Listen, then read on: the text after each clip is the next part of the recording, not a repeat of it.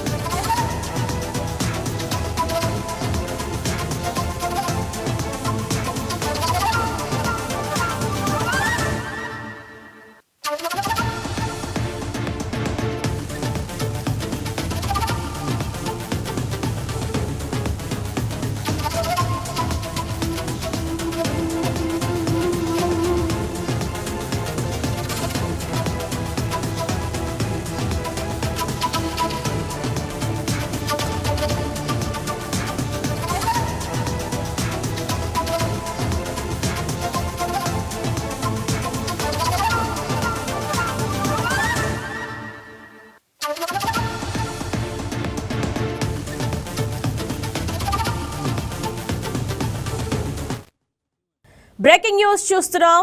కేంద్ర కేబినెట్ పునర్వ్యవస్థీకరణ ఇప్పట్లో లేనట్లే కనిపిస్తోంది. ప్రస్తుతానికి కేబినెట్ విస్తరణ మార్పులు ఉండబోవని ప్రభుత్వ వర్గాలు అంటున్నాయి. రాబోయే పార్లమెంట్ సమావేశాల నిర్వహణే తమ ప్రథమ ప్రాధాన్యత అని ప్రభుత్వ వర్గాలు చెబుతున్నాయి. పార్లమెంట్లో ప్రవేశపెట్టాల్సిన కీలక బిల్లుల రూపకల్పన, విపక్షాలను ఎదుర్కొనే వ్యూహాలపైనే ప్రధాని మోడీ ఫోకస్ పెట్టినట్లు ఎన్డీఏ వర్గాలు చెబుతున్నాయి. అయితే నీట్ వివాదం, బడ్జెట్ తర్వాత అంశాలపై విపక్షాలు ముట్టడించే అవకాశం ఉండడంతో కేంద్రం సమాయత్నం అవుతున్నారు.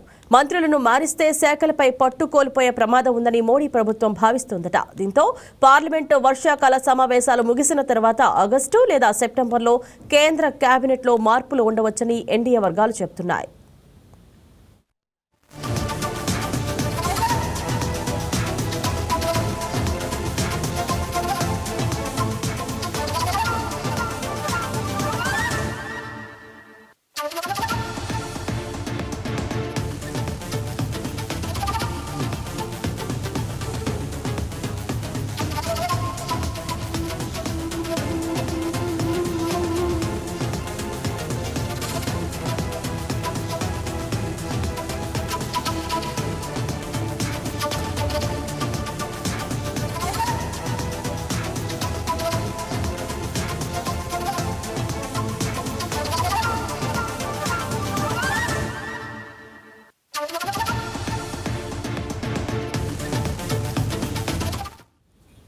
ఇదే అంశం గురించి మరింత సమాచారం మా ఇన్పుట్ ఎడిటర్ శ్రీనివాస్ ఫోన్ ద్వారా సిద్ధంగా ఉన్నారు.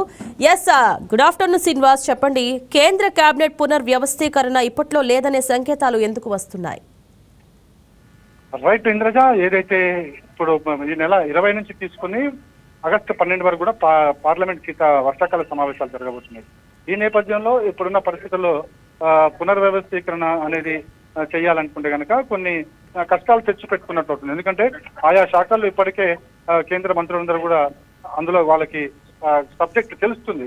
సో ఒకవేళ ఇప్పుడు కనుక మారితే కనుక సబ్జెక్ట్ మారిపోతే ఇబ్బందులు ఎదురయ్యే ప్రమాదం ఉందని చెప్పేసి గ్రహించిన ఎన్డీఏ ప్రభుత్వం ఈ వర్షాకాల సమావేశాలకు కూడా ఈ మంత్రివర్గ విస్తరణకు సంబంధించి మార్పులు చేర్పులకు సంబంధించి కాస్త వాయిదా వేయడం జరిగింది. అంటే బహుశా ఆగస్టు చివరిలో ఈ విస్తరణ ఉంచే అవకాశాలు ఉన్నాయి, లేదా మార్పులు చేర్పులు చేసే అవకాశాలు ఉన్నాయని చెప్పేసి తెలుస్తుంది. ఎందుకంటే ప్రస్తుతం 20 నుంచి తీసుకుని ఆగస్టు 12 వరకు కూడా పార్లమెంట్ సమావేశాలు ఉన్నాయి. అందులోకి ఈ ప్రతిపక్ష పార్టీలు ఈసారి కేంద్ర ప్రభుత్వాన్ని ఇరుకున పెట్టేందుకు సమాయత్తం అవుతున్నాయి. ముఖ్యంగా మనకి నీట్ పేపర్ లీకేజ్ కావచ్చు, అదేవిధంగా మనకి స్టర్కు సంబంధించి కావచ్చు, అదేవిధంగా వెస్ట్ బెంగాల్లో ఏదైతే పార్టీ ఫిరాయింపులు కావచ్చు, అదేవిధంగా మహారాష్ట్రలో జరుగుతున్న పార్టీ ఫిరాయింపులు కావచ్చు, వీటన్నిటి మీద కూడా ప్రభుత్వాన్ని నిలదీయాలని చెప్పేసి ఇప్పుడు ప్రతిపక్షాలు సమాయత్తం అవుతున్నాయి, వ్యూహ ప్రతివ్యూహాల్లో ఉన్నాయి. సో ఈ నేపథ్యంలో మంత్రివర్గ విస్తరణ చేపట్టినా లేకుంటే మార్పులు చేర్పులు చేసినా కేంద్ర ప్రభుత్వం ఇరుకున్న పడే ఆ ప్రమాదం ఉంది. కాబట్టి ఇప్పట్లో ఈ విస్తరణ అనేది బ్రేక్ వేయాలని చెప్పేసి కేంద్ర ప్రభుత్వం భావిస్తుంది. ఆగస్టు 13 తర్వాత ఈ విస్తరణకు సంబంధించి ఆలోచన చేసే అవకాశం మనకు కనిపిస్తుంది. ఇంద్రజ, రైట్. శ్రీనివాస్, చెప్పండి, ప్రస్తుతం మంత్రివర్గంలో శాఖల మార్పులు లేదా కొత్త ముఖాలకు అవకాశం ఉందనే చర్చ ఎంతవరకు నిజం? అది ఇప్పటివరకు కూడా చెప్పలేము. అంటే మార్పులు చేర్పులు ఉంటాయనేది మాత్రం తెలుసు. కొంతమందిని కేంద్ర మంత్రివర్గంలో ఉన్న కొంతమంది ఎవరైతే ఉన్నారో వారికి పార్టీ బాధ్యతలు, కొన్ని కీలక బాధ్యతలు అప్పగించాలి.